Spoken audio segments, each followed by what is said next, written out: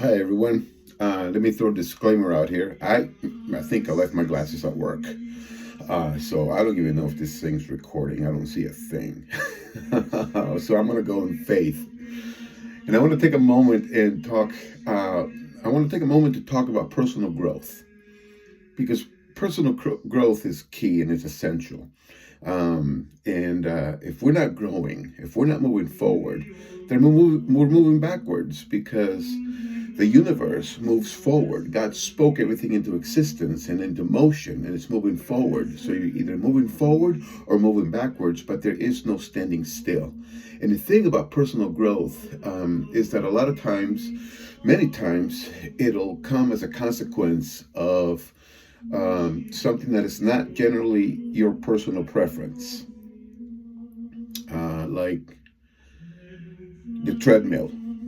The treadmill is not my personal preference. Like I would prefer my leather seat with a slice of pizza and a movie. That's what I would prefer. But that's not going to cost me to grow, at least not in the way that I would want to.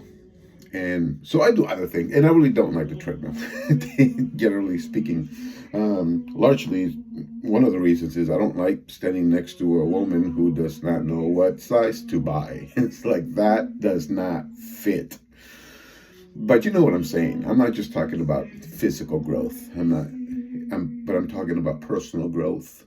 I'm talking about devotional growth. I'm talking about spiritual growth, and I'm talking about emotional growth.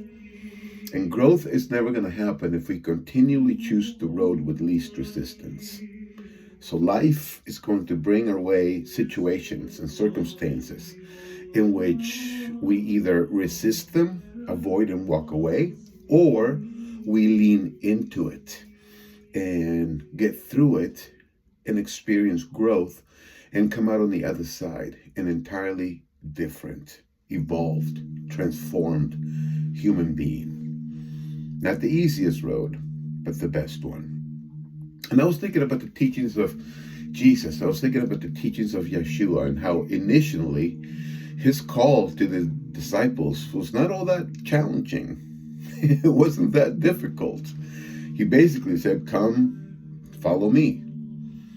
So, it's like, okay, which way are you going? And, this way. And you just follow. Like you don't even have to be within proximity. You don't even have to be close. You can even follow from afar and still be okay, right? But then by the time you get to the book of John, chapter 15, he looks at his disciples and he says to them, "Abide in me." Now that's a whole different thing.